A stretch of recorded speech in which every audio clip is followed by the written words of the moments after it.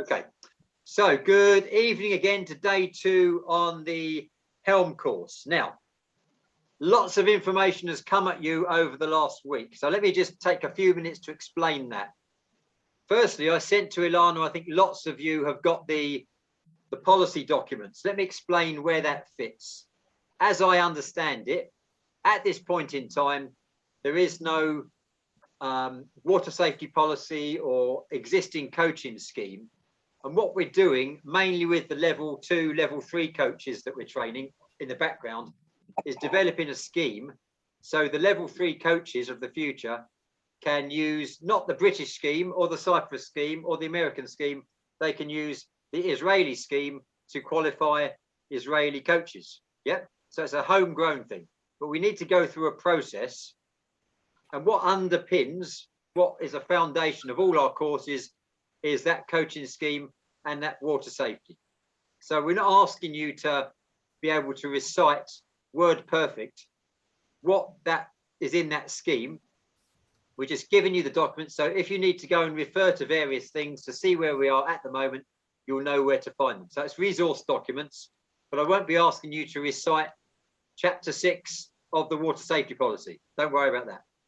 Tim, I must tell you that I didn't send it yet. I didn't have the time to send it, so they don't know what you're talking about. Okay. No, just a minute, Orit. The thing that you sent today wasn't followed, but the thing you said last week I sent to everybody. That's fine. Okay, that's fine.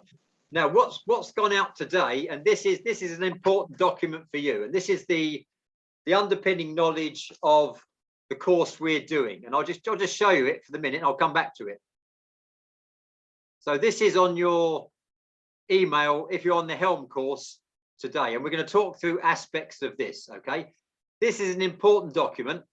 I'm going to go into it in some detail later on. The reason it's important is it is pretty much the syllabus of the course, and also on the back of this, it's 13 pages long. Don't worry about that. On the back of it, the last few pages are the assessment tests for Helm.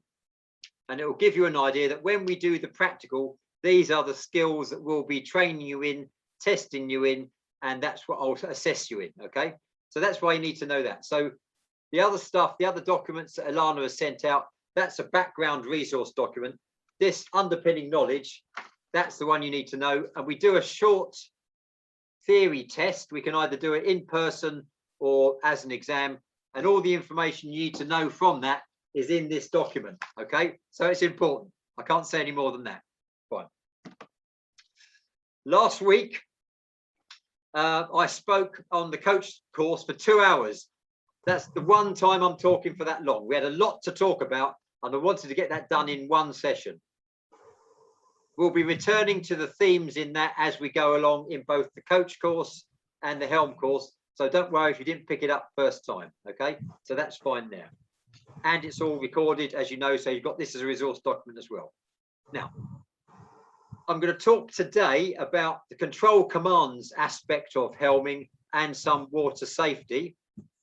If we don't finish that in the first hour, we'll finish it off next week, so don't worry about that. But let me first show you this document again. And like I say, any questions you have,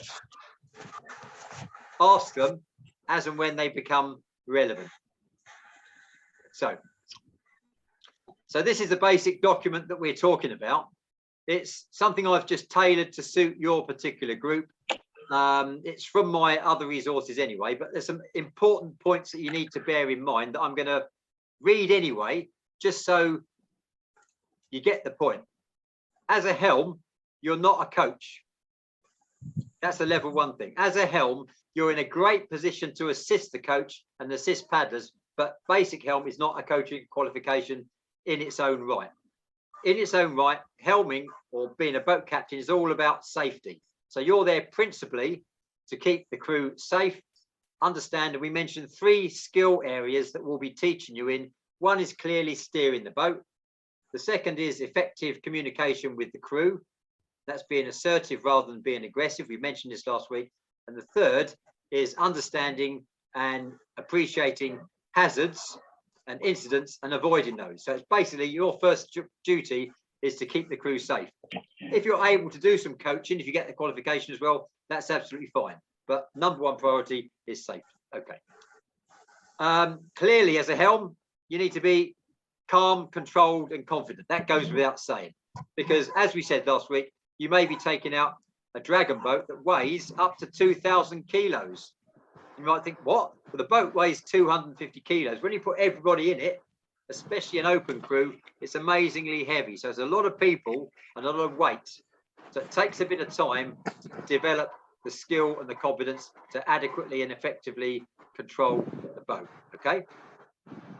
Now, I'm just going to tab down and show you how the assessment exercise is. Like I say, you'll get this document at the end anyway. But let me just show you, just walk you through how we assess you as a helm. So we'll be assessing you in your area of operation, which will be Kinneret, or it won't be the Yukon, but that's an opportunity. So where you normally operate your boat, that's where we come to assess you. So it'll be a familiar circumstance or familiar location. We're going to teach you a certain amount of rope work, not lots of ropes, but I know you've got a certain way of tying off boats. We'll show you how to do that. We'll teach you how to give a very, very basic safety briefing. Obviously, how to control the boat in terms of sizing the crew, putting the crew in the boat. The basic control commands and communication I'm going to cover today. And clearly, we'll show you how to steer the boat forwards, backwards, do turns. This is a figure of 8 forwards, a figure of 8 backwards, move the boat sideways, different methods of steering the boat. And we'll also, in relation to the basic maneuverability, take you through a water safety package. Now, if you're not already on mute, could you mute yourself? That avoids any background information, background noise. So usually we say the assessment will be carried out on the water where you normally operate, which will be the case in Kinneret. And this allows you to become familiar with that beforehand. What should happen in the normal course of events is I would come along, a coach will come along, do the course for you, and give you the basic knowledge, and then let you practice for a number of weeks or months, and then come back to assess you. Now, what we're going to do is we're going to try to start you off doing some basic steering now before I arrive. And so I can give you the bulk of the course of the practical side of things, and we'll try to get you assessed. In fact, we plan to get you assessed while I'm there. Okay, so I'm going to be talking to the various coaches and trying to feed the various candidates into maybe doing a short amount of steering or practice steering, so they're familiar with standing on the back of the boat before I actually arrive. And we'll see if that works. Okay, so when we actually assess you, this is how the assessment works. We ask you about some basic issues regarding the serviceability, how the operation of the boat, because not the construction of the boat, but the safe features of the boat. If you have bailers, fenders, lights, if you're operating at night, I know you have to get special permission for that. Making sure the ropes, what we call painters, are in good condition. The sweep oar. Now, let me just define something different here. Steering arm. When people say steering arm, they often mean the steering oar. The steering arm is the piece of wood on the back that the sweep oar rests on. Okay, so we make sure that the sweep oar and the steering arm are connected correctly. If it's your tradition to tie the sweep oar on, we'll show you how to do that anyway. Some countries, they leave it loose. Okay, I tend to do both, so you've got an option. And especially if you're working on the sea, it's a really good idea to tie the sweep oar to the boat. Okay, so when you do the safety briefing, I'm going to take you through the safety briefing later on. You need to obviously display a certain amount of confidence. You need to explain the buddy system. Now, I mentioned this last week, and you may be unfamiliar with the term. The buddy system is basically when you're in the boat, you're looking after the person next to you, the person next to you is looking after you. That's all it is. And if you're in the front of the boat, it's the two at the front, and then the drummer. And if you're at the back, it's the last two and the steerer. So the first thing that happens, as we mentioned last week, if you end up in the water in an emergency, check your buddy, or get by your buddy, get by the boat. Stay with the buddy, stay with the boat. So you find that person next to you, and that's how it works. So you firstly, you get together in twos, and that way we build the crew up and make sure everybody is safe. We'll go through the whole capsize routine. I'm going to go through in greater detail. You need to understand something about water shock, and I'm going to talk to you about that at the back end of the session today if you're not familiar with it. And we'll talk about the numbering system. So we'll take you through the whole of the capsize drill and the water safety drill, so you know how to conduct yourself in the event of a capsize. Okay. When it comes to the command and communication, which is the issue we'll cover today, you obviously got to be able to navigate the boat safely in a confident way. You've got to be able to communicate with the crew, understand what the commands are, and I'm going to talk about those in a short while. And you need to be able to turn and operate the boat either stationary and when it's moving. All of these things I'm going to show you. We'll also teach you how to steer the boat by its corners, just using the paddlers, and also what we call draw the boat sideways, so the whole boat moves to the side rather than turning. Okay. We'll also, if I get a chance with the steerers, is teach you how to paddle steer the boat. Now, if you're familiar with that, if this sweep oar breaks or you don't have a helm, you can still take a boat out. But there's certain things you need to do in terms of steering the boat, and you can use it with the paddlers because at the end of the day, it's just one big canoe. Okay. Another aspect, navigation, boat control. You need to obviously, when you're doing the assessment and throughout your helming career, steering career, maintain good control of the boat and be able to control the crew and communicate what you want them to do. Last thing I'll mention, you need to be able to turn the boat, obviously, stop and brace it in an emergency. And we talk about figure eights, and we get you to do a figure eight forwards and a figure eight reversed. And that's a very good way to assess whether you can adequately control the crew and control the boat. The other thing to bear in mind is when we do the assessment, if you're being assessed in a standard boat, a 20-person boat, 20 paddler boat, we need to have at least 16 people in the boat. Okay, that's what's called a representative crew. So that's what we require.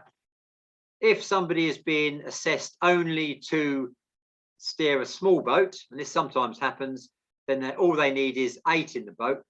But if you are assessed and you pass to steer a small boat, only a small boat, you can only steer a small boat. However, if you pass to steer a standard boat, you can steer both. So we don't have to do a small boat test for everybody. If you do a standard boat test, big boat test, that's good for everything. If you do a small boat test, it's only relevant for the small boat. Okay. Fine. Let me stop the share there for a minute. So you're going to get all of this information, if not already. Read through it, and we'll take you through the various aspects of it. Any questions on that so far? Okay, happy? Fine. Now, let's talk about command and control. So it's a big part of it. We talked about one of the key skills is how you communicate with the crew. Can you give me some ideas? This is your part now. Tell me about your communication style. How should it be? We're talking about effective communication with the crew, but how would you do that as a helm? Give me some ideas, please. Anybody?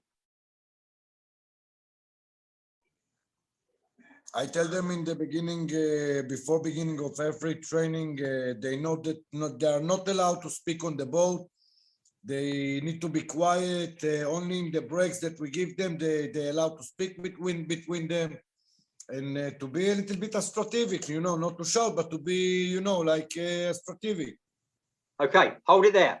That's part of a safety briefing, part of a briefing. What I'm interested in from the crew now, so not Mayo, so Mayo's done his bit now, and thank you, Mayo, brilliant. What I want to hear from the crew, the rest of you, is the manner in which you communicate, not what you say, how you say it. The command divided, I'm dividing the command to two. First, what I mean to do, it's like the attention, Okay. what I want to do, and then the command, what I'm going, okay, do it. For example, attention, row, or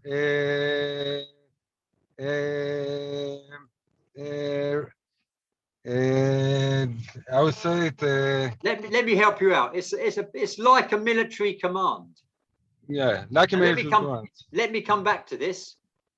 It may not be given in the same way as a military command, but the structure of it is the same. Let me come back to that. But first, thank you for that. What I'm interested in is not what you say, is how you say it.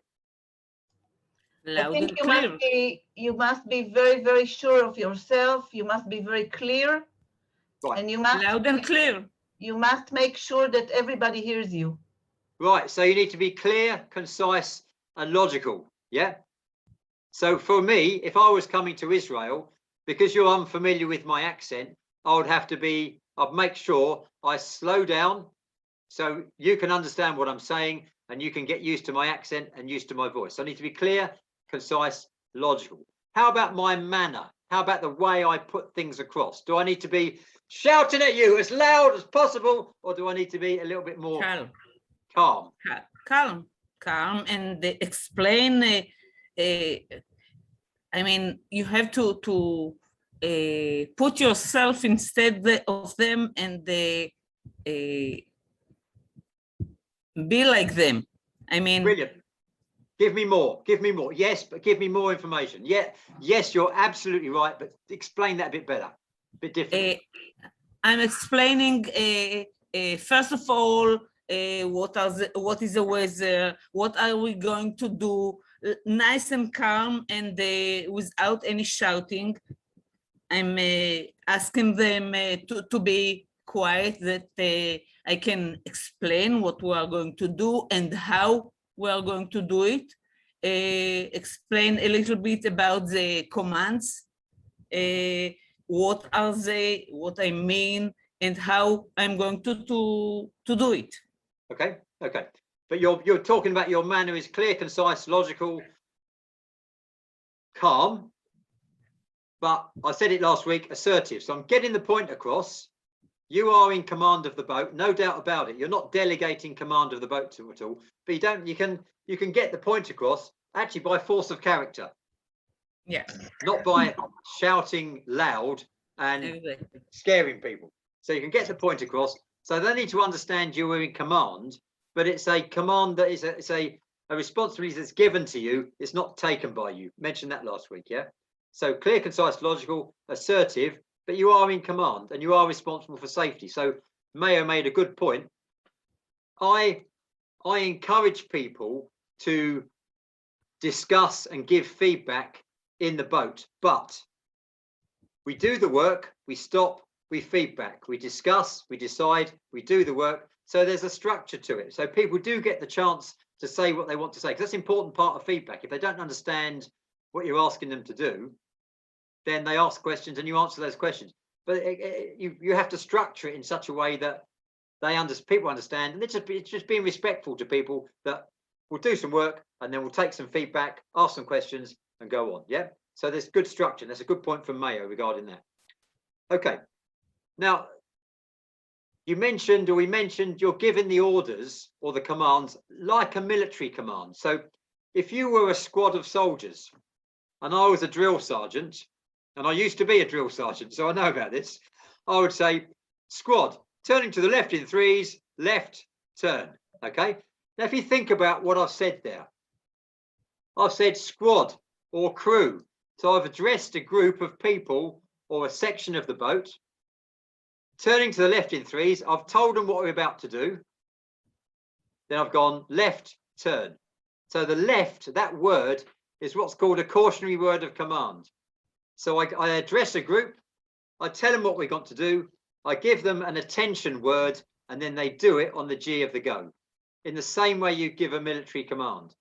And the reason why we do this, one, it works, two, it's logical, and when people are working hard in a boat, you've got to give them some process time. So if I just said, okay, crew, turn left, turn right, turn about, capsize, it's not going to work, is it? I've got to give people time to understand what I'm saying to them, what I want them to do, give them a warning word, which in dragon boating tends to be attention, and then go, and then they do it. That's once, it's a respectful thing, but also if I want them to do it as a crew, 20 people doing the same thing in the same way at the same time, And we said last week, that's one of the specific, unusual things about Dragon Boat. It's a pure team sport. I've got to give them that time. And it's not a case of being too soft with people. You know, if we're racing and I want 100%, or I need to execute a technical maneuver or a turn or whatever, I want them doing the right things at the right time at the same time. So that's why we use that attention go. Now, if you're going to say, you know, crew, steady forward paddling, attention go. A typical command, steady backwards paddling, attention go. Yeah, left side paddling, attention go. The exact words you use doesn't really matter. The attention and the go is fairly universal, but you know, if you're, I can ask people to stop paddling. If they're paddling, you say, right, take it easy, let it run, slack paddles or something. The exact words doesn't have to be exact, but whatever form of words you're using, then everyone needs to understand what you mean. So whatever you're going to use, all use the same thing. Yeah. So help me out here. If you've been paddling hard and Mayo or Ruvik or whoever, Asaf says to you, okay, stop paddling now. What do you actually say? So you've been paddling hard. We've done, say, 500 meters, and he wants you just to come off the gas a little bit, slow it down, but not stop completely. What's a typical command? Dry pedal. Dry pedal. Dry paddle. Okay. That's yeah, I've never heard that. I've never ever heard that. But the point is, that's a good example, because I would say It's a translation from Hebrew, Tim. Yeah. I think she means something a little more different than what you're thinking. So when she says dry paddle, she means Stop basically- paddling, but not stop the boat. no, I know. And Naomi, that's a really good example. I used to paddle with the crew, and they used to say slack paddles. And that, if you take it literally, that means the paddle goes soft. Now, what they actually meant was stop paddling, paddle light, paddle soft, but don't stop. Don't stop the boat. Now, this is important. I'll make an assumption that not all, but a lot of the paddlers are over the age of 40 or 50. Not all, and I certainly am. And as you get older, those of you who are coaches already know a bit about physiology. It's not very good. It's not unhealthy, but it's not very good if you're working hard of any age to go from full on to full off. So it's always a better idea. And what I tend to do if I'm paddling with the crew, they'll be paddling at full speed, full power, full commitment, and I'll take them down. I'll just say, take it down, take it down 10% each stroke. And they might do just go through the motion, just slow it down, and then I stop the boat from there. Okay, so that's important. Whatever words you use, what was it again? Dry paddles. I love that. That's great. I'm going to use that. I'm going to say that to British crews, and they won't understand what the hell I'm talking about. But that's great. So that's exactly what I mean, though. It's what you all use, so you know what it means. That's fine. And exactly, if it translates, it doesn't matter. So when you want to stop the boat, but not in an emergency, what then do you say? In emergency case? No, it's not an emergency.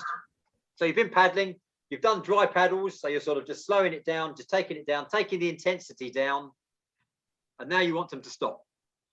To stop the boat completely? No. So you've been paddling. We've been paddling for I don't know, 5 minutes. So and then you say dry paddles, and we're going down in pressure. And now no. Sorry, no. It's you have a mistake. You didn't understand us. So maybe we didn't understand your question. What you're talking about before is when what is the command that we give them to slow down, to keep pedaling but slow down from high rate to low rate. And now what you're talking about, this is what we are saying, a dry shot. When we want them to stop to pedals but to let the boat keep moving. This is the dry. Right. Yeah. So before the step before dry. Yeah. What do you say when you want to take the intensity down and go from high rate? So, well, I tell them to slow down, take the rate, keep pedaling, but pedaling slow down the rate, take it easy, take a more 1 second's break between pedals to pedals. Or this is how the way I take them down from high rate to low rate, with the drum or by counting, we can slow them down. okay. Yeah, also with the counting. The counting or the drum. Any other ideas? Yeah, normally we give the orders to the pair in the front, and they will lead the others. Okay, okay, that'll work as well. Okay, fine. So you've got the basic idea. So give me some ideas of the commands you'd give. So you want to turn the boat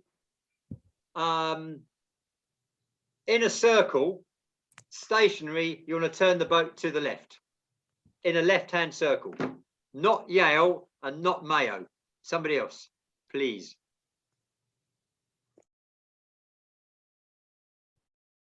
Give me an example of how you do it. When you want to turn the boat on a circle, for example, right side forward paddle, left side backwards, row. Okay. So how would you do that exactly? How would you do that as a command? You'd say left side paddling forward, right side paddling back, attention, go. And then you control them so they do it nice and steady, so it goes round in a nice smooth circle rather than that sort of circle. Yeah. Okay. Another way of turning a boat.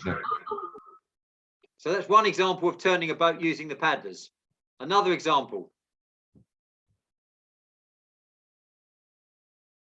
Can you Depends repeat if the question? I didn't get it. Naomi, say again, sorry. I didn't catch the question. Could you say it again, please? So the question, what we're doing is we're turning a boat on its axis. So it's not, we're not carving around the corner. We're basically just turning it from there, whoop, not in the wood, just roundabout. Turning to the left or turning to the right. So one way we can use the paddlers on the left paddling backwards, paddlers on the right paddling forwards, and it will go around to the left. So the paddlers on the left should stop, and Okay. you should help them with the helm. No, okay, we can do that, but I wouldn't need to give a command for that. I'm talking about using the paddlers. okay, so we ask the left or right pedals to pedal in a different rate, and the other side, or without pedaling, or just put the pedals in the water like I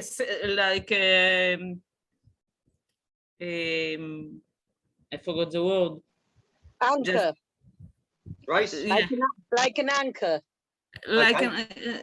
yeah, Okay. and then most of the time I used to let them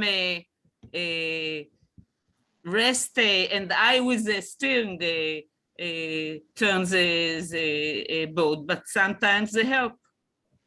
No, that's fine. Of course, there's nothing stopping you doing that, but you wouldn't give a command. I'm talking about commands you give to them.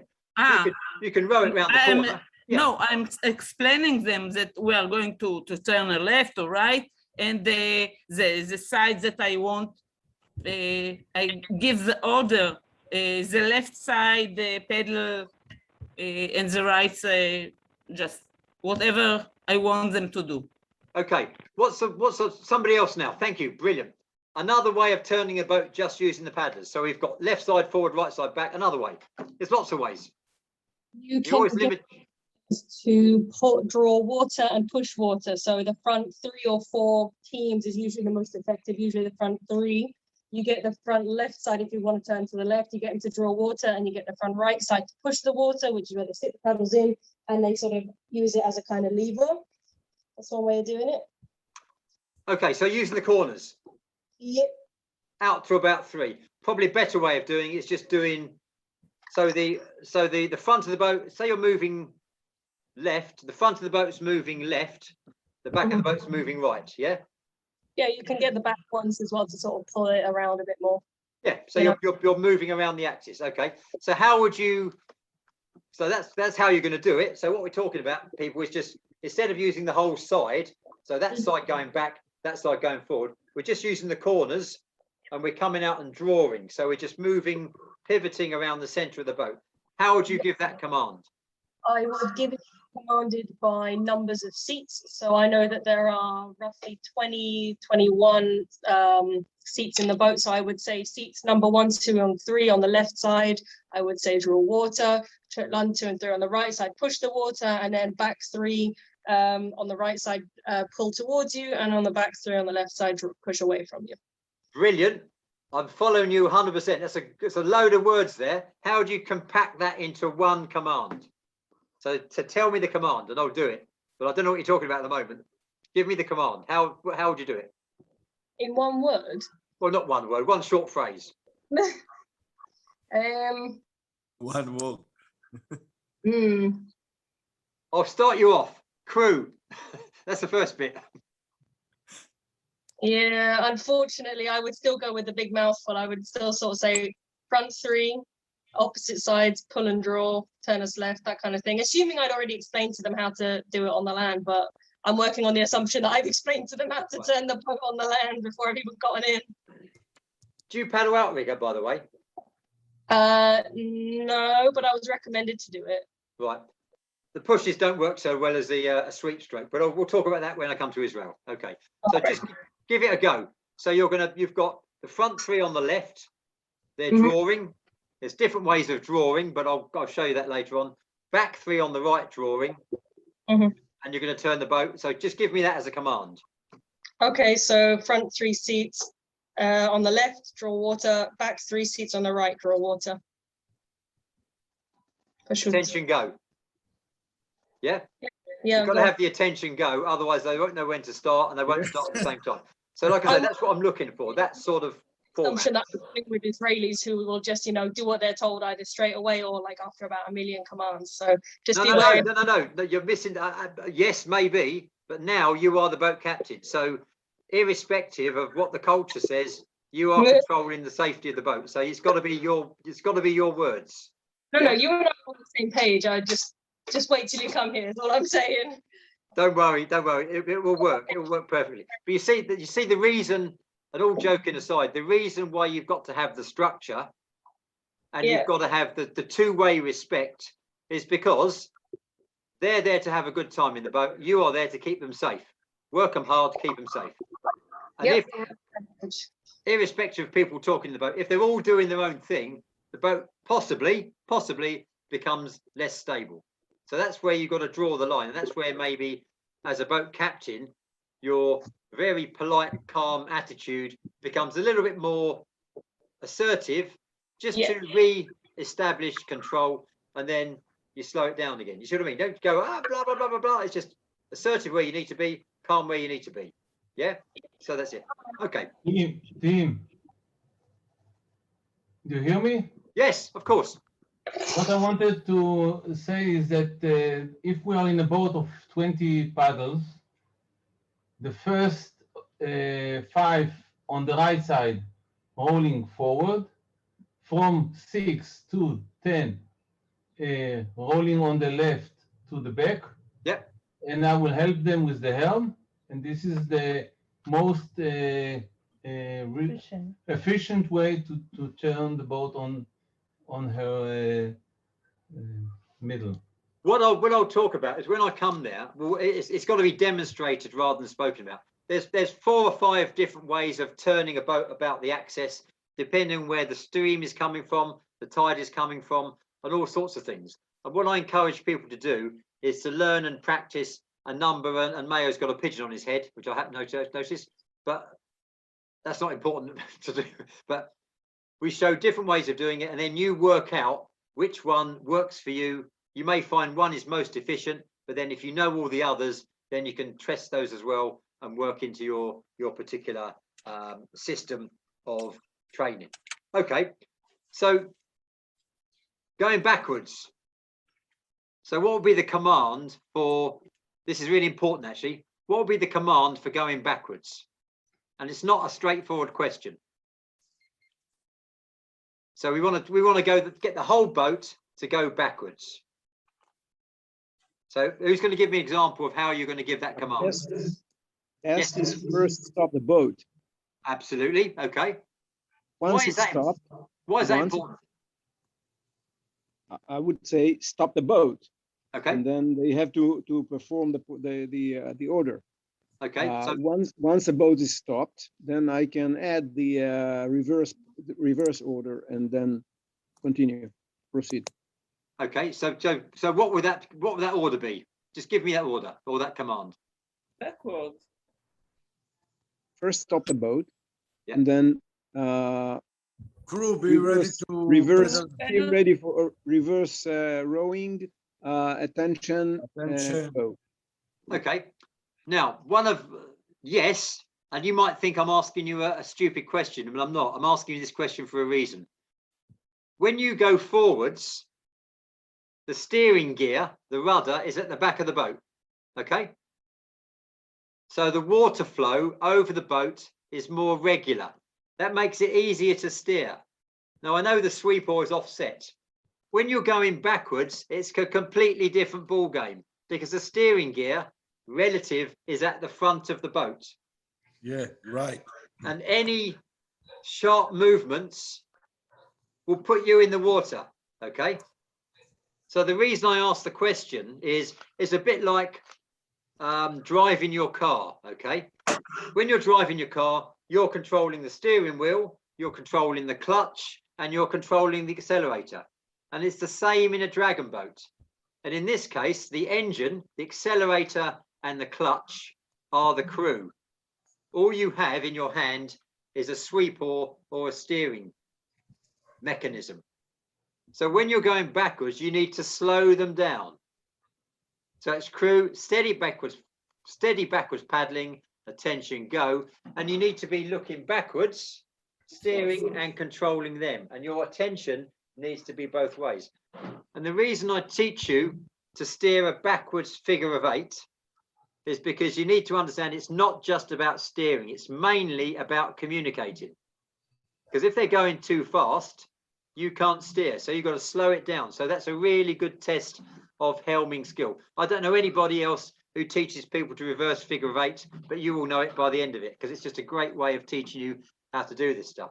You see what I mean? So the questions I'm asking you, they're not simple questions. They sound simple. It's not just crew, backwards paddling, attention, go. It's then control the crew as well. Okay.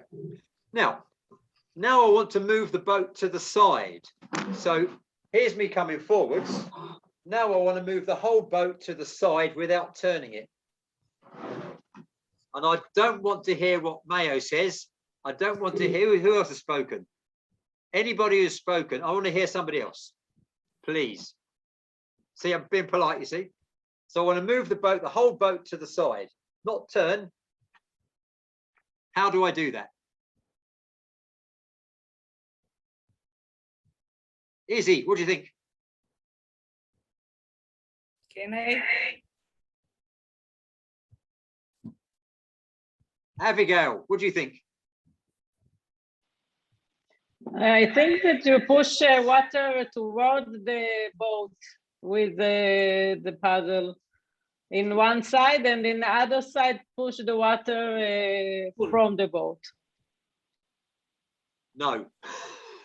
Push and pull, and with the steering you have to control. Right, it's called drawing. Now, why am I asking you these technical questions? The reason I'm asking you the technical questions is you're the boat captain.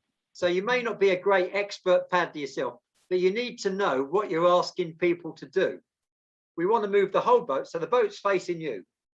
We want to move the whole boat to the side or to the side without turning. So you're familiar with the words. It's called drawing the boat, isn't it? So you're going to draw it to the side, draw it left or draw it right. But when you're drawing to the left or right, say I'm drawing left. So relative to me, I'm going that way, you that way. What is the left side doing?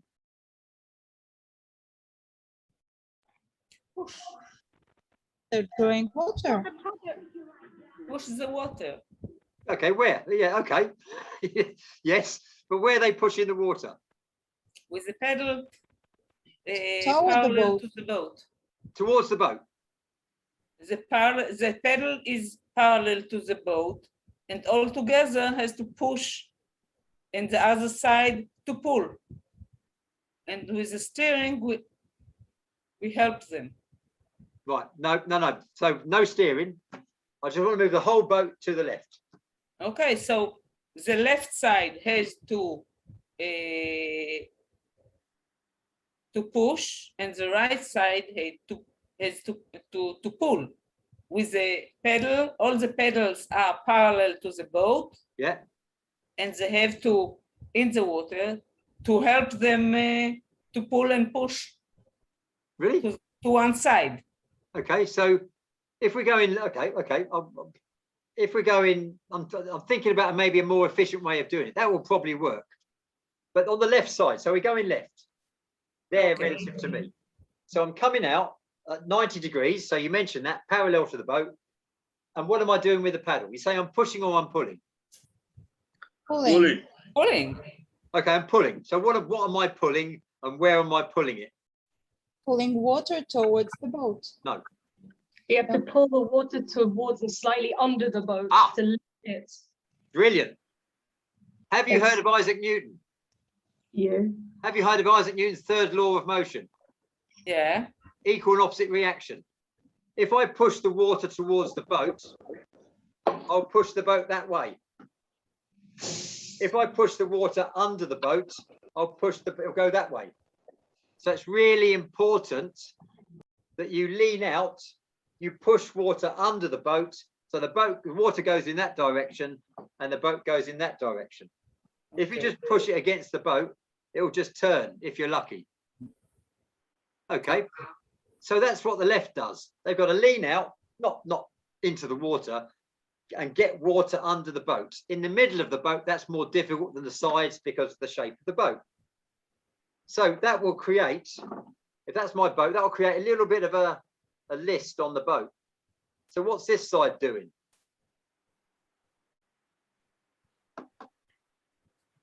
Push the water. No. Nothing? No, not nothing. Something. What are they doing? They have to push the water that were streaming under the... You have to balance the boat. No. So left side, I'm going to lean out. Right side, lean right.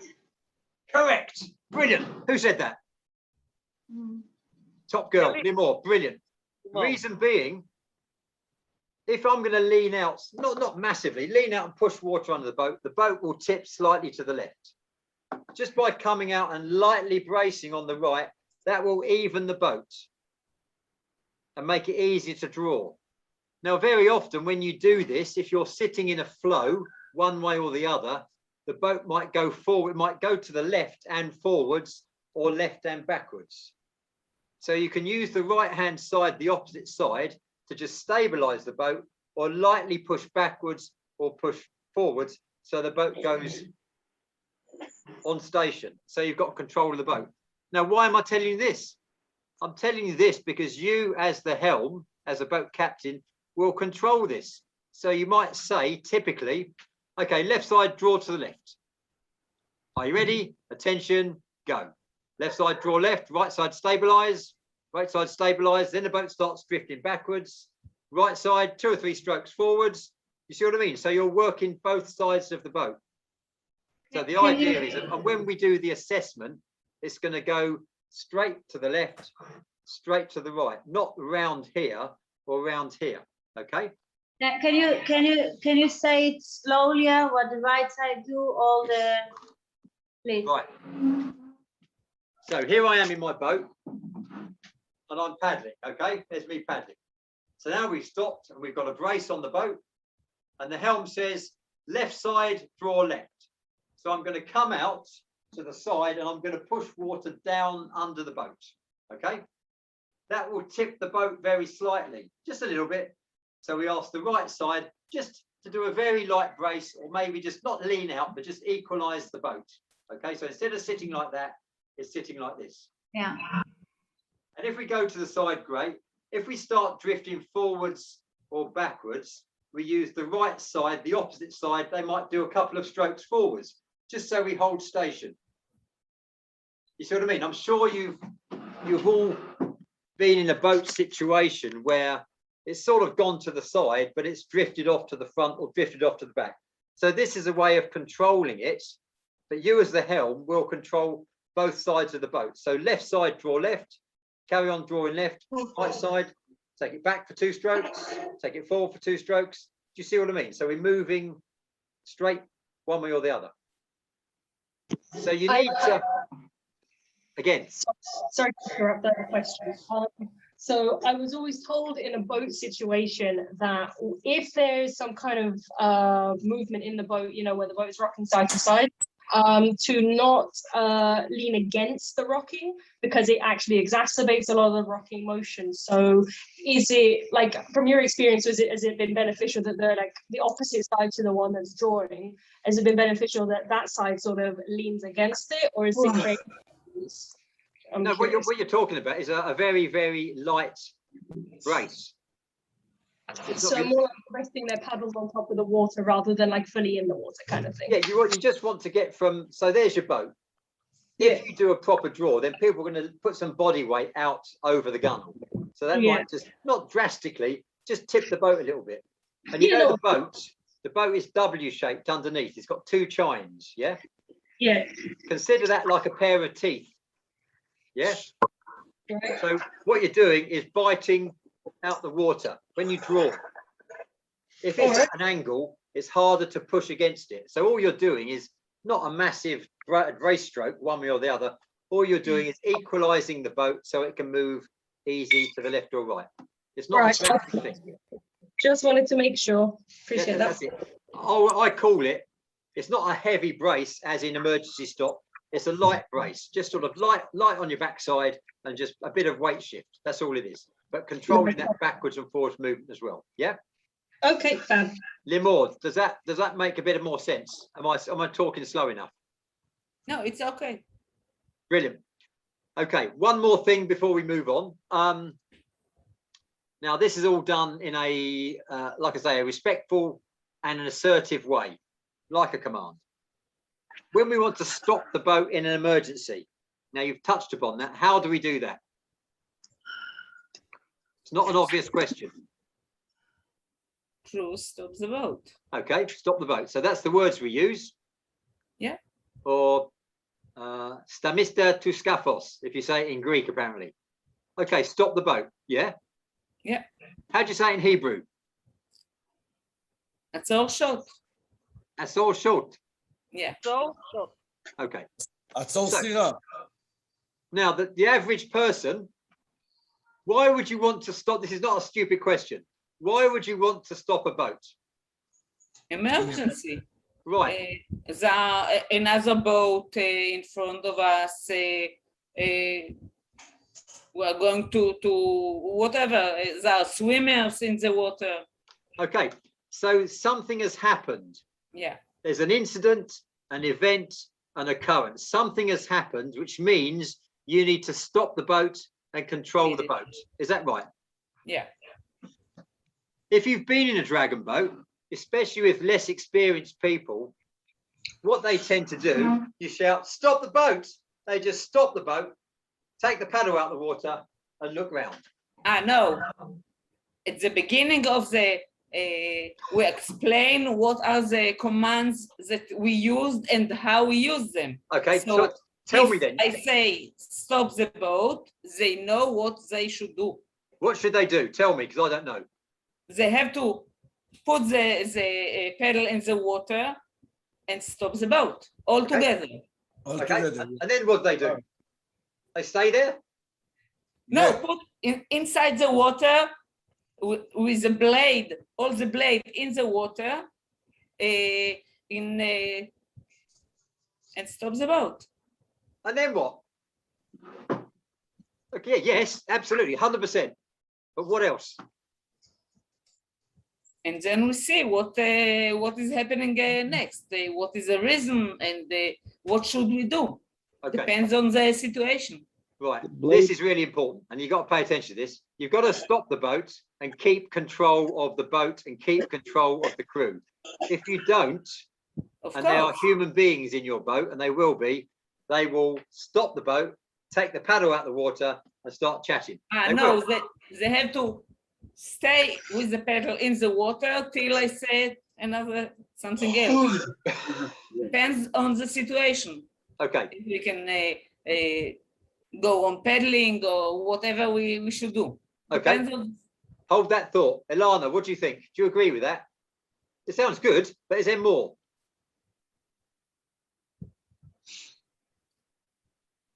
Anybody else? Is there any more? It's important that So what I tell my team to do is when I say it's all short, I tell them to put the paddle in the water, hold it and resist against the water as much as possible. Top of the And then- class. Absolutely. Really important. When you stop the boat, 3 things. It's not just stop the boat. It's stop the boat, brace the boat, listen. Because remember, we always do these emergency procedures, and when we do capsizes, we do always do it in flat, calm conditions. And yet, if you have to stop the boat, you've had to stop the boat because something's happened. So once you've stopped the boat, you need to keep control. And the way you're going to keep control is by giving a specific command. Because if you don't give a specific command, people will make it up as they go along. That's what human beings tend to do.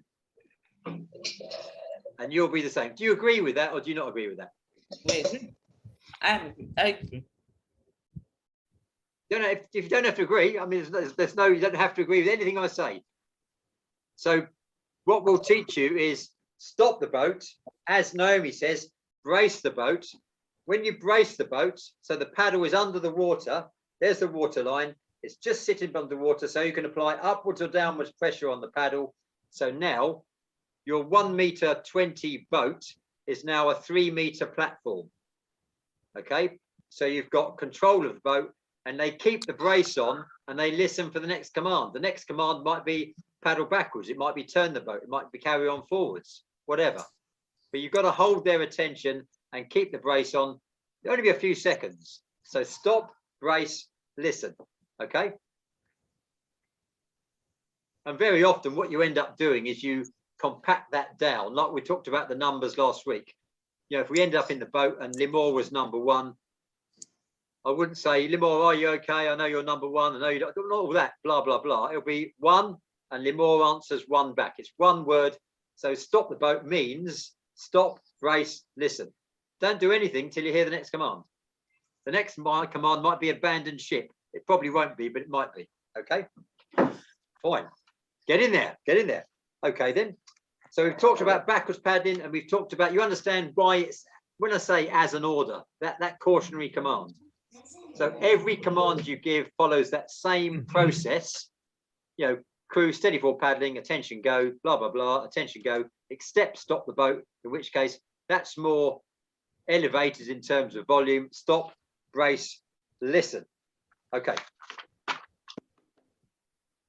Qualities of a good helm. We touched upon this.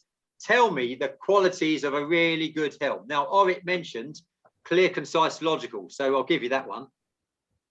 What else? You might say Mayo. You might say, if you think he's a good helm, but I'm not looking for names. I'm looking for the qualities. If you think Mayo's a great helm or Naomi's a great helm, what is it about them that makes them a great helm? Because that's what we're interested in. So what is it? Calm. Calm.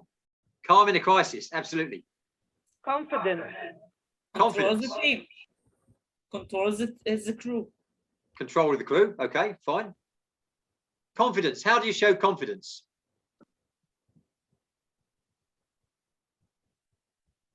That you are standing and the crew can trust you. Move it. Give me that again. I missed that. It just broke up a little bit. I said that you need to show confidence. You need to stand up, and you need that the crew will trust you, and they know that you are doing a good job. How do you get the crew? Absolutely. Absolutely. How do you get the crew to trust you? When you control the situation and you know what you're doing, they understand it and they feel it and they know they can trust you. If you're talking clearly, quickly, not too much quick, but the exact commands, the exact time, the exact, how you say it, tone. Tone. The tone. No. Yeah, so not just what you say, but how you say it as well. How you I'll get give you an the message example. across. Yeah. Tim, I'll give you an example. What I'm doing and that's how you go. Is in the beginning, when you start with a new crew, you drill all these things together. For example, in my crew, I make a drill that we need to turn in the fastest way that we can. So all the boats are rowing forward, and we need to make a very sharp turn. How you do it? Or to the left or to the right. That's the way to show the crew that can trust you, and you know what are you talking about. If you want to take the crew and come to the engine boat that coming with us, if you need to take the boat and show them how to turn, how to go to get backward, everything you can drill in advance. Okay, okay. So rather than say what you're talking about is demonstrating your experience and competence rather than just saying, well, I've got Ability. yeah. So you're demonstrating, it's a practical thing, isn't it? You're practically demonstrating your abilities, not just saying, I'm a great coach and I've been doing it 100 years, etc., etc. Okay, fine. Okay. Sure. Right. Okay. We're just coming up on 1 hour. I'm going to finish off with a couple of safety related questions. Okay. And this is open to anybody, but information you need to know. So you're in a channel. Okay. You're in a navigation channel. It could be in the Yukon. It could be in the bottom of the River Jordan or the top of the River Jordan, whatever. Where do you navigate in the channel? On the right side. In the middle. Any advance on the middle or the right? Okay. I would say yes and yes. Depends on the depth of the water, of course. Okay, of course. Okay, depends on the topography. Why can't I navigate on the left? Because we thing used inside. to move in on the road and whatever to the right side of the road, or so we. Okay. So who thinks? Give me a thumbs up. Who thinks you can navigate on the left-hand side of a channel? Is it in England the opposite side? No, no, Yeah. no. Oh, In Israel. No, I think I checked with, who did I check with? I checked with David the other day. You have the same convention as we do. When you go into port, red to left, green to right. It's only America that does it the other way around. So you do the same as us. But Okay. so you're in the channel. So somebody says I navigate on the right. Somebody says I navigate in the middle. And I say you can navigate on the left as well. Am I right? I don't think No. so. You can If navigate, I'm but not- it depends on the rules. Let's say that in the Yukon River in Tel Aviv, we have some rules that if when you go east, you need to go on the right side, and when you go back to the west, you go on the right side, on the other side. This is the Okay. rule in the Yukon, you know, with all the rowers, the paddlers, the dragon boat. Right. You Let me explain. I think you can navigate on the left side, but you have to give way. When you give way, you have to turn to the right side of the lake, pedal. No. Great. Let me explain this and why I asked the question. Most of us, when we work at water sports centres, we work with people who row. Obviously, people who row are facing the other way unless they've got a cox. So the rowing convention is that you're on the right-hand side and you do a left-hand circuit. Yeah. And what we tend to do as dragon boaters or canoeists or kayakers is we follow that convention. But that wasn't the question. The question was navigating in a channel. Where should I be? Left, right, center, anywhere. Safety is the most important. Correct. Okay, let me give you the answer. Yes, and I'll tell you why. You can navigate in a channel. You can navigate anywhere in the channel. However, it is convention that you'd go on the right-hand side, and it's convention that you pass on the right when it is safe and practical to do so. Now, I'm not saying go down the Yukon and go down the left-hand side, but the law of the road, or the rules of the road, are you can navigate anywhere in the channel, but you pass to the right, as we said last time. Yeah. What people normally do is they interpret that as being, I stay to the right. And that's fine. And if you do that, that will keep you safe. You could actually, if it's safe and practical to do so, pass on the left. But that will be because somebody mentioned depth of water because it would be unsafe for some reason to pass to the other side. But the important thing is you communicate with the captain of the other boat and tell them what you're doing. So that's really the answer I was looking for. We normally, if it's a local convention that you work with the rowers and you're on the right-hand side, you do a left-hand circuit, absolutely fine, carry on doing that.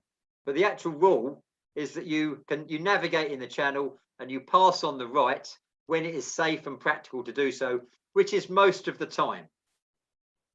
But if you, because of the safety reasons or whatever, you have to pass on the left, you can do that, but you need to communicate that with the other boat captain.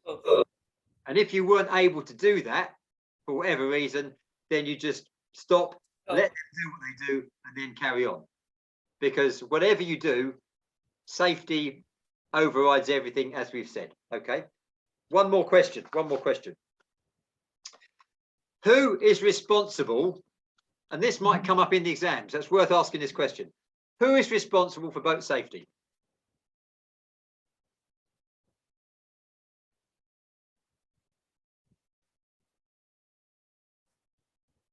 The commander and the crew.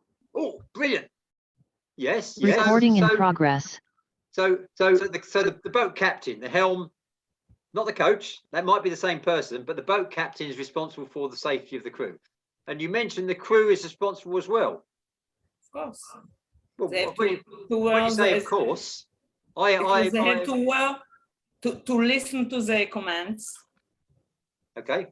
And they have to wear the how do you say the afodim? Okay. The safety belt. Safety jacket. Life jacket.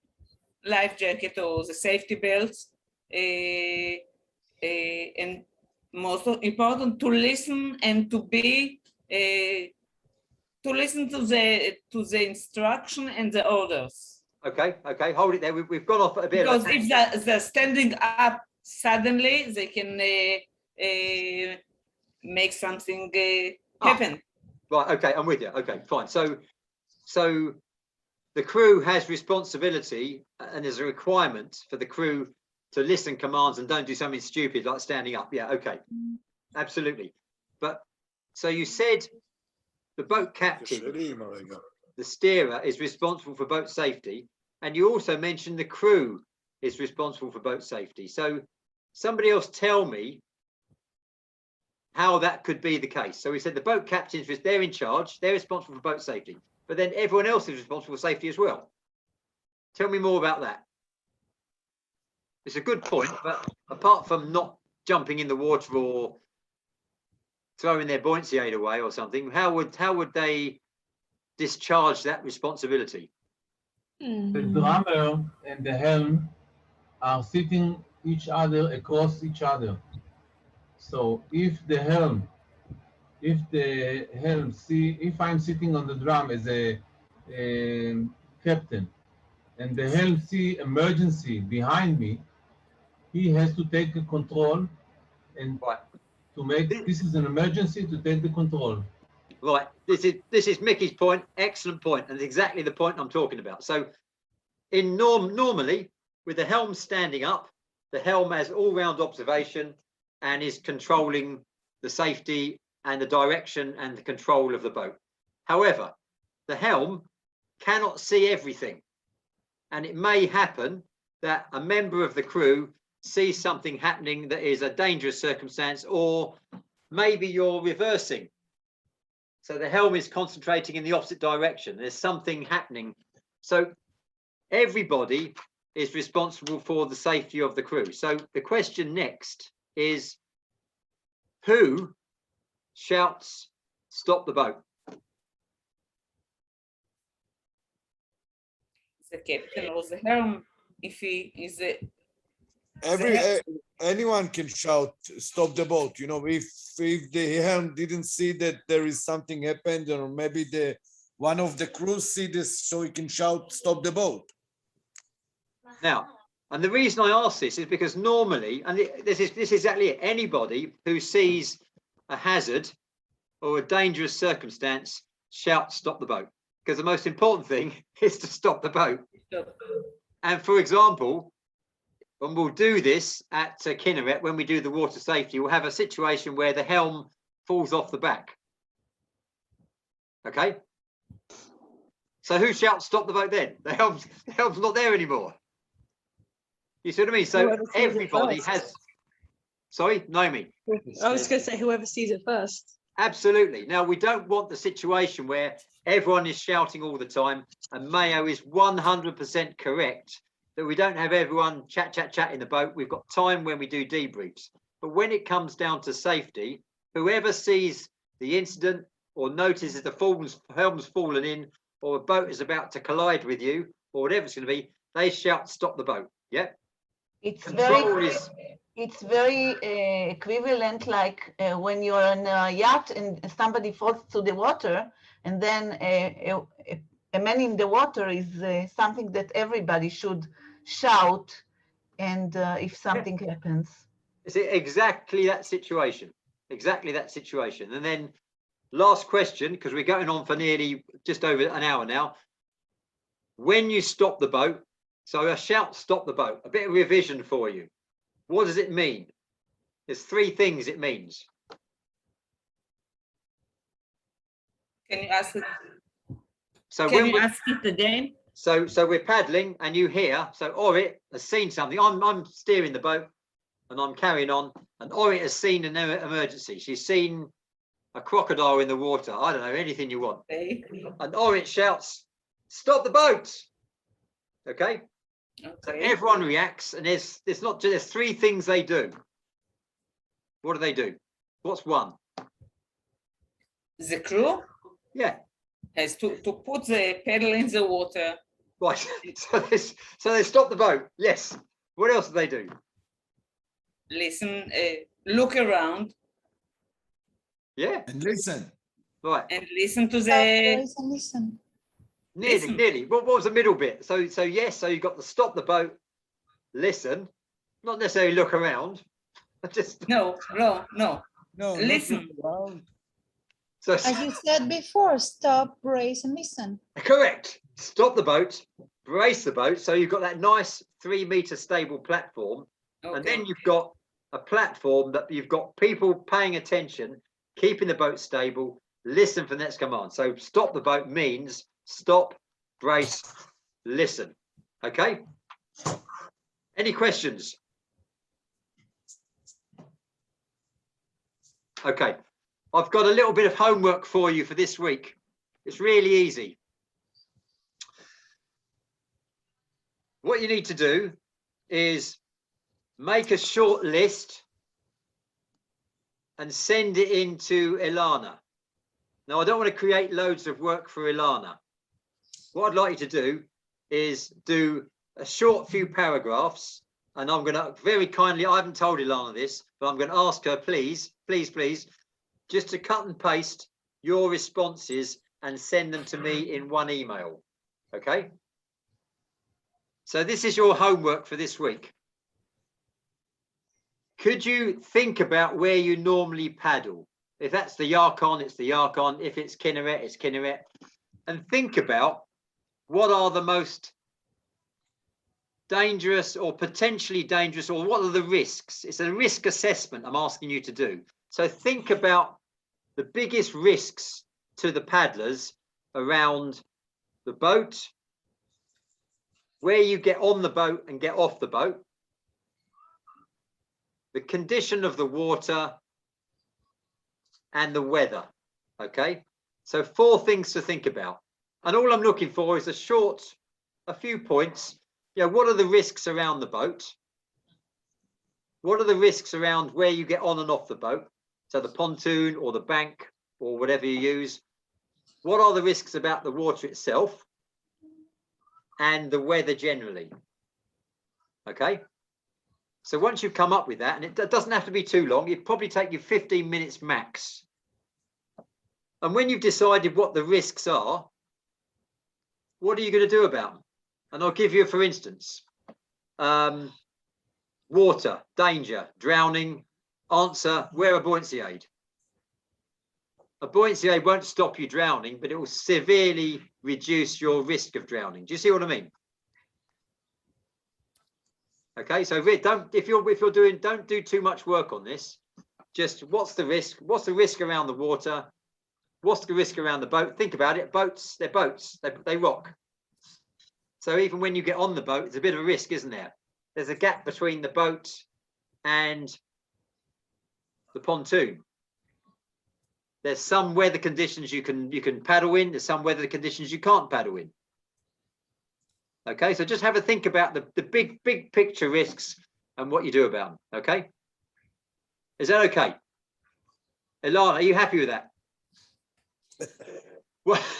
What I'll do, just to make it more very strict, because I really don't want you doing too much work on this, I'm going to send Ilana a grid, okay?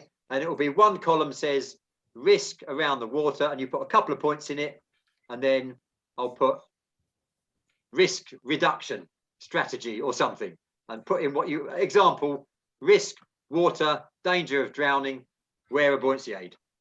But if you wear a buoyancy aid, make sure it's done up correctly. And if you end up in the water, it doesn't come off your head, for example. And I'll leave you with that. Unless there's any questions, I'm just trying to get you thinking about practical water safety rather than just reading a big, long document. Yeah? No problem. Don't take points down on the grammar. On? Okay. Okay. In that case, if there's no, let's just quickly go around the room. Any questions from you? Any outstanding questions? Mickey, Orit, happy, Debbie, Ilana, Yale, Limor, No. good. Mayo, thank you very much. Good chat earlier. Thank you for that. Okay, if that's Wait, all good then. I wanted to say something. Something about safety, which may be ridiculous to hear about it, but the longboat is basically two parts, and it's connected with screws. And we are supposed, the helm supposed to, each time he come to the boat, he has to open the air covers, the air, and to check inside the bolts that are closed. And usually we don't do it.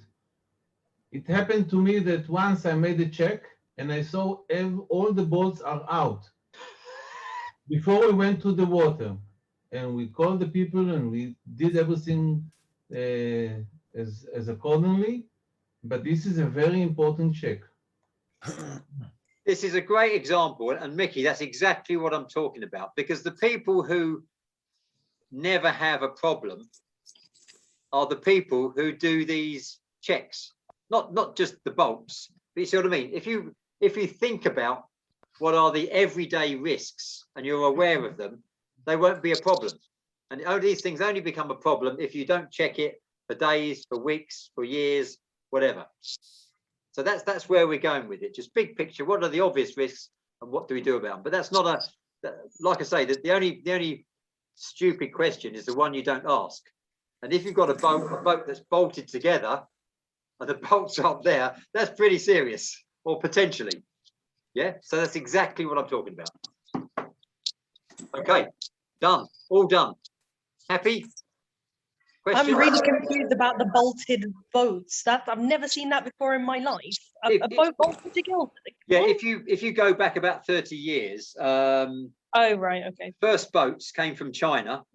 Yeah, no, I've seen the first-hand ones. I know exactly what they're like, the traditional ones, everything like that. But I swear to God, I've never seen a boat that has been bolted together. Well, what happened was in the old days, it's probably 30 years ago, the older boats and maybe some newer ones, you have they didn't bring because of the traditional boats, you know, the 36s in China, they're big long boats, couldn't get them into a container, so they made two molds in half and bolted them together. Right. And the other thing is some of the boats, like, because they're 12.2 meters, they don't go into a container, so there's very often the back end of it is bolted on a cone. So you can get that. Bizarre, but so that's the history of dragon boating anyway, in a nutshell. Anyway, that's it. Thank you for that. Cheers. Okay, fine. Any other questions? All good? No, thank you. And Ilana, thank you very much. I forgot to ask you that, but if you're happy with that, as long as it's not too much aggravation, but we'll make it as easy as possible. In that case, thank you very much. I shall bid you good night. Thank you for your contributions. Thank you for your comments. And I think I'm going to stay on and talk to Ruvik if he's still here. Thank you. Thank you. Thank you very much. Thank you very much. Nice evening. Thank you. Thank you. Thank you very much.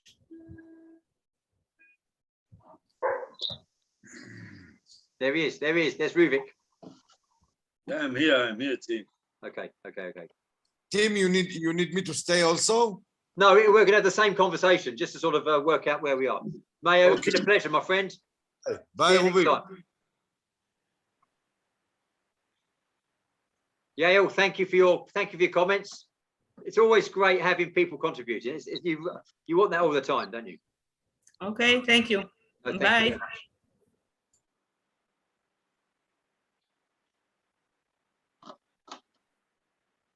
Okay. Owen, did you have a question? No, she's gone. Okay. Then all I really wanted to do is I know about your long experience, and that's great. But the only thing we're going to talk about is the plan with the level 3s is not just to do the level 3 course, but to end up with a coaching scheme that works for everybody. So included in the process, those documents I've sent out, we're going to discuss parts of it just from the safety side of things and from the coaching point of view. So we end up with as I mentioned earlier, a coaching scheme that works for Israel. So when we sign people off, we'll be signing them off against the Israel scheme as opposed to some other scheme. And it means also that you as a level 3, you can then run courses, you can qualify your own helms, your own coaches, and you're completely independent. So that's the point. Coaching, look, the coaching is not a problem. Okay, I think. Okay, I want to be, delightful, but I think I can do the coaching in any level. Yeah, I think my problem, first of all, I don't have the experience that you had. You have the much more experience than me, and I never running a session like you do. To teach the Helm course or coaching course. First of all, I don't have the syllabus. Yeah. Here in Israel, I didn't saw any syllabus. I saw once when we've been in Cyprus, you showed me. Yeah. And if you give it to me, I need to translate it to Hebrew, but this is not a problem. Okay. And what I think that my main problem is to use, if we want to do by the Zoom or whatever, is to do the PowerPoint, to show the guys by the PowerPoint how we want to do it, or if I'm giving a demonstration, to use the computer for me, it's now things that I'm working on. Okay. And the main problem for me is really to learn all the small details. Yeah. Because you do it perfect, and sometimes you bring some details that I never thought about it. Okay, I thought sometimes on others. Yeah. For example, when I train my team to turn in very fast to the left or to the right, I show them how to do it. Because I saw some competition in the East, they're doing it, and when you compete, for example, 1 kilometer, 2 kilometers, you need to turn in a very fast way. So how to stop the boat, how to turn in the same place. But you gave me some new details and a new thing to think about how to do it, because first of all, you have much more experience than I had. and I admired it. It's perfect. Okay, I don't think I know everything. You know what we said in Israel, that you learn all your life, and the end you died stupid. Yes. Yes. Yeah. And actually, when I'm talking to yourself and Asaf and Mayo and David, lots of different experience from sometimes from different sports. And what I'm planning to do is, rather than take you all through a PowerPoint, okay, that's one way of doing things, is just to have some discussions around, so what do you do at Kinneret and what do you do at Yarkon? And I've done a bit of this and I've done that. So we end up all increasing together, because my point is, the reason I love working with coaches because you learn as much as you give. It's a two-way process. So you might say to me, well, at this point in time, I don't think I've got as much experience as I need, whatever that means, but you've got lots of experience from other stuff you've done, which is going to be invaluable to me. So we trade information, and you might do something, I say, well, that's interesting. And I'll give an example. I was talking to Asaf, and I've never heard this before, and I don't honestly believe it will work, but I'm prepared to see it. They do a capsize, and he says, if it was the wrong way up, I would push down with a boat and turn it over. Now, you can do that with a surf ski, you can do that with a canoe, you can do that with an outrigger. A 250-kilo dragon boat, get out of here. I'm doing it in another way. Right, okay. I'm going over the boat and pull it to myself.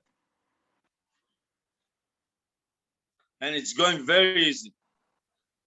When the dragon is upside down. Yeah.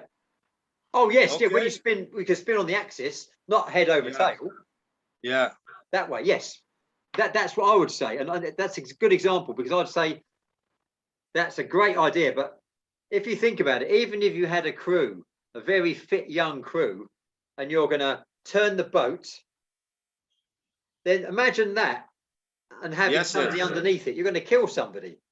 So, and I certainly wouldn't do that with a breast cancer team, and they probably wouldn't have, if they've all had upper body surgery, they wouldn't have the strength to do it. So what I'd say with that is, fine, let's take a crew out on a small boat, let's try that and see if it works and learn from the experience. But that's what I'm saying about, well, we do this all the time.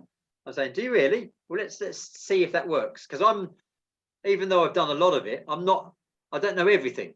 And it's the same things you're saying. You learn all your life and you die stupid. And that's exactly where I'm coming from as well. Yeah. So I think that'll be a useful process. So you know that I have a coach in Wingate when I did my basketball coach course. He told me something very, very wise. Okay. He told me in any coach you're working with, in any player, a good player that you are working with, take a small point, okay? And from all these small points, put it all together to one theory. And I think you're absolutely correct. And if you look at any experienced coach's style in any sport, I think, I mean, from what I do, I would say maybe 40% is original Tim Smith. So my take on it completely. Probably another 40% is borrowed information that I've not stolen, because if I use something, say for example, I learned something from you, I think it's really important that I acknowledge. And I say, well, I'll tell you what, this is something I do. I teach this now because my friend Ruvik in Israel showed me that. So I always, personally, I don't steal anything. I'll use it, but I'll give you credit for it, because that's important amongst coaches. And the other 20% is just sometimes crazy stuff that seems like a good idea. So there's like, 40% is stuff I've learned, experienced, and I've worked out myself. 40% I've borrowed from different sources, and 20% is pure inspiration. And also keep your mind open. Yes. Because I've been in the East, in Taiwan, in Hong Kong. I've been in Cyprus. I met you first in Cyprus. Okay. And I learned there is some way of skills how rowing. Okay. Some way. And what I think is that it's a good coach to find the right technique to the crew that you are working with. Yes. And that's, okay. Yeah. It's something different because when I was coaching basketball, I've been all around the world, really. And I make a lot of courses, and I know the American, okay, the highest coaches of America for Casey Jones, he was coaching in the Boston Celtics that took the champion for 8 times in a row. Okay, he came to Israel and he showed how he's working. And full day, he showed us how to make a fast break. And the Israeli coach is asking, coach, is this only thing that you are doing? And he said, yes, because in this way, we are the champion. Yeah. If you make a lot of drills, a lot of kind of drills, so you'll be a medium in all kind of drills. If you want to be the best in one drill, practice it all the time. Yeah.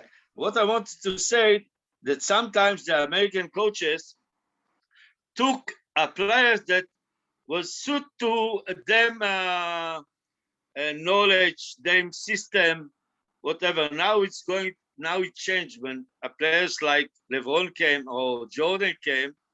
Okay, the American coaches start to understand they need to suit them knowledge and technique to the good players that brought to the team. Yeah. And this is, you told me also, I think we talk about it when you've been in Israel, that it's something very important, you know, to put the right skill, the right techniques to the crew that you are working with. Sometimes you are rowing with very big guys and very good athletes. It's something different that you are working with the pink lionesses. Absolutely. And what we exactly that. And what we're doing is, it's not just an off-the-shelf level 3 course. So we're gonna together, not me, we're gonna contribute. We're gonna write the coaching scheme, and I've done most of it, but just make sure it fits Israel, the water safety policy, and then we're gonna come up with a program that is specific to pink lionesses. So exactly that point. So we end up with either skills. For me, yeah. Tim, let me tell you that for me, the best thing and the best idea that when you come to Israel is, first of all, to help you. Second, oh, you know what? First of all is to learn from you. And second is to help you. Okay? So I think that by this way, I can help from you a lot.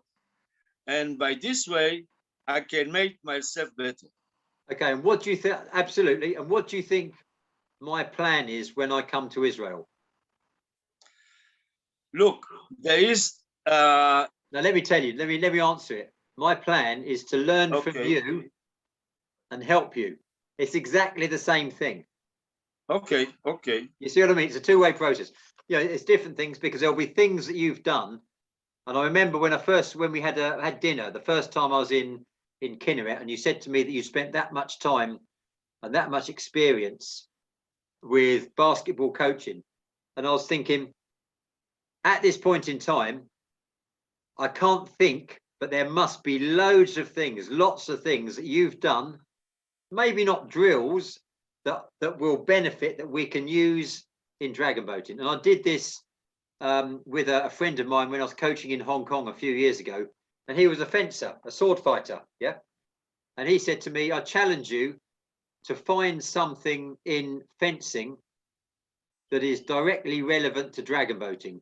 And we found about 20, and the only thing I couldn't that didn't work was in fencing. If we're fencing, then they have maneuvers where I'm sort of doing a feint, and I'm sort of making you do something else, deceiving you. and that didn't fit to dragon boating. Everything else he was talking about, the basic techniques, the basic about the technical drills, the structural drills, the how he trains, exactly was cross mapped exactly, even though he was using a fencing epi or something, and we were using a paddle. You see what I mean? So there's lots of parallels there. Yes, I can give you a good example. How I'm working. And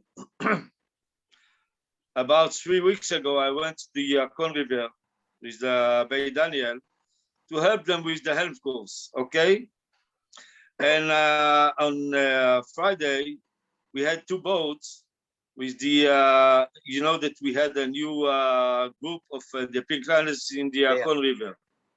So Neil took 1 boat and I took the other one. Okay. And I saw for the way I'm coaching or the way I'm leading them, teaching them, they make a lot of mistakes, special in the techniques. And I started to let them do this, do the other things. It didn't work. So I decided to take the movement and to do it step by step. Yeah. I stopped the boat. I told them now go forward without paddling, only with the check, you know, and push with the legs. Okay. Then I tell them attention and come to the right, stand right. Attention, stand right, sit right. Okay. And the 4 steps of paddling, I just did it a step by step. And suddenly, you know, it was like a magic. They start rowing all together. Yeah. And they start rowing very well. And when we pass by near boat, they look at us and they call, wow, what a very nice paddling. And there it was like the same boat I get in the beginning. That's what I want to say, that, and you say today that to be a Helm guy, okay, it's not coaching. No. If you want to be coach, you need to know how to take the whole movement, yeah, and put it in a pieces, yeah, teach the pieces and bring it all together. I use the same words, not to say you take the stroke, you break it down into its component parts, you test it, adjust it, clean it up, polish it, put it back together a few 100 times, and then really, you see what I mean? It takes time. And I have probably 20 what I call technical or structural drills that I regularly use. But the fact that I might have 20 or 200, when I train coaches, they all want the technical drills. Have the technical drills. It's a gift. But what you want is a coach who has the ability and the observation to say, well, this drill fits that, and this drill fits that. But actually what you're doing is different. So I have to create another drill or adapt or change another drill. So you're not just saying, right, okay, I've got 5 drills and all you can do is 5 drills.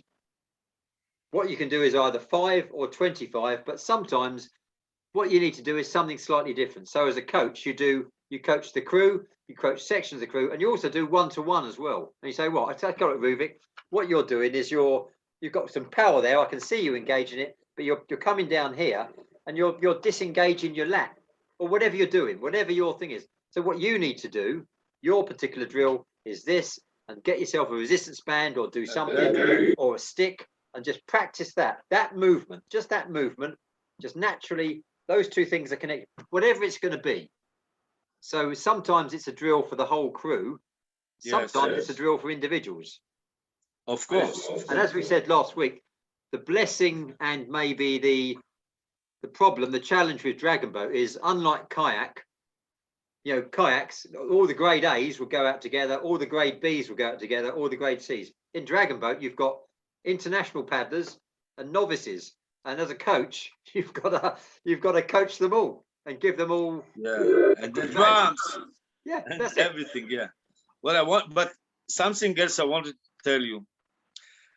I think 99% of all the guys that was here tonight, they never make a coach course.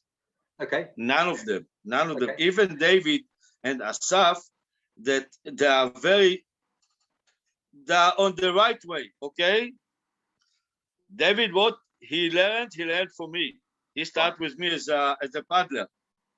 Okay, and then step by step, he became now a coach of the team that I gave him. Yeah. I coached him before, and I left to another team. Now I'm working with the Pink Lioness. The same with Asaf. Asaf worked with what's his name from the Ohio Dolphins. Oh, okay. In the big. Yeah. No. Yeah, I know what you mean. Yeah, it will come to me. Not Gal, the other. He started as a steel guy. Yeah. Okay. And now slowly but slowly he becoming a coach, and he's coming to help me, and he's working with me.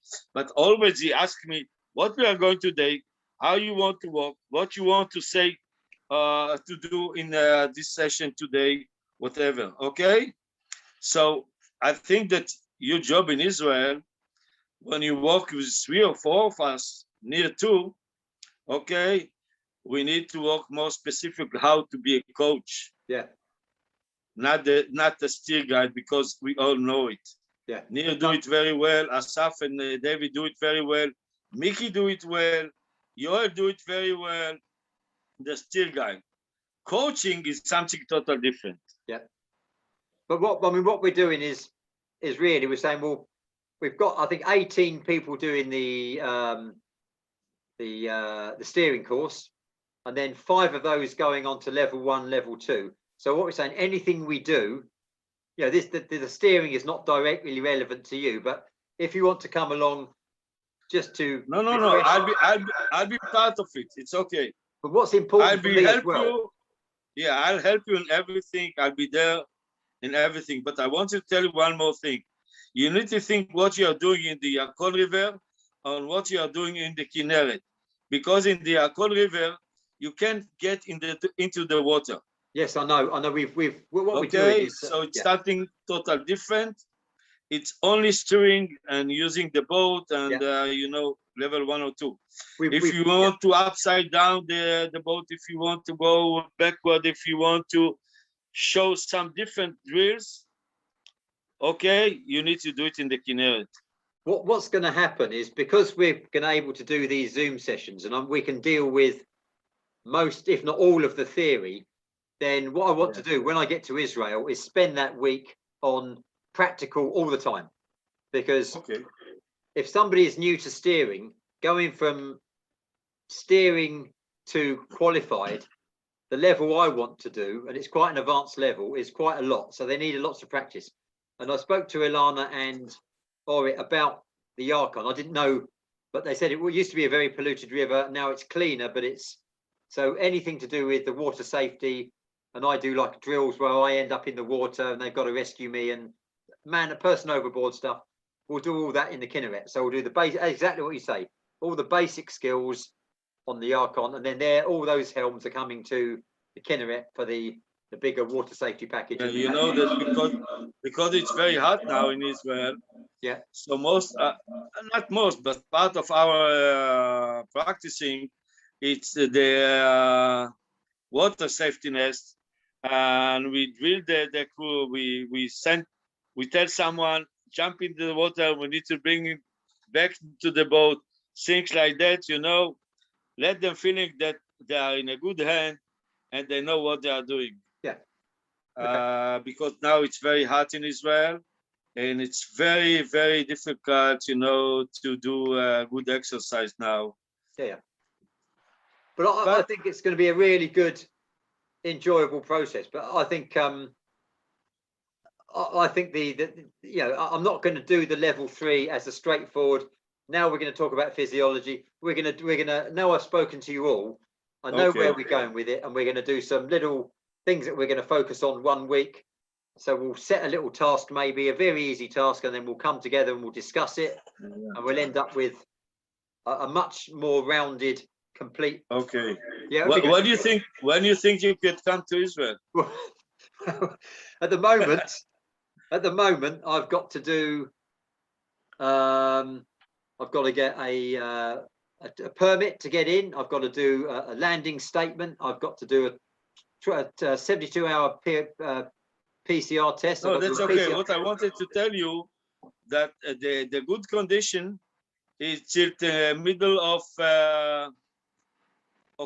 the end of October. It might actually come to that, because at the moment the restrictions are that, you know, I've got I think it's 2 weeks or at least a week quarantine in Israel, so it's not going to work at the moment. But so what we decided was, until that situation eases up, we can do these Zoom calls. So we're always moving forwards. Okay. So, you know, when I talk about boat safety, and I always say, whatever you do, you're always moving towards safety. So if you capsize a boat, you start moving, you're always thinking towards safety. So what I'm doing now is okay, but yeah, if you want in between, Tim, if you want in between, I'm going to the Akon River to help them, you know, to improve themselves at the helms. So if you want me to help you, or if you want to give me some advice, if you want to give me some drills, what to do with them, I'll be pleased to do it. Okay, okay, fine. In fact, to be quite honest with you, that's part of our process anyway, because I've got I think next week I'm going to send out quite a big document. Actually, it's my level 2 document, but it's more detail about the sort of practices I do. And it's, once again, it's a resource document that we'll talk about when we'd use that, when we'd use that, when we'd use that, because it's not every situation, as we said, fits every crew. Yes, yes. Okay. You see what I mean? So I can use that as a teaching aid. Some of it you would have seen, and some of it you'll say to me, that won't work. And some of it will work, and you'll say to me, that won't work, but this will. You see what I mean? So together we'll come up with something that's good. Okay. I'm really looking forward to it. So great. Okay, let's leave it there. Thank you. Thank you very much. How's the weather in England now? Well, it's the summer here. Summer here actually is, we get up to about 33. So it's actually, that's climate change. 33, it's not so bad. It's not so, I mean, today it's about late 20s, but you know. Here it's 40. Yeah, yeah, exactly, yeah. But there you go. Yeah, yeah. Okay. Okay, it was my pleasure to speak with you. It was my pleasure to speak with you. And I'm looking forward, you know, to work together. Thank you very much. And my pleasure, my friend. Thank you. And I'll see you soon. My pleasure too. Cheers. Bye. Bye-bye.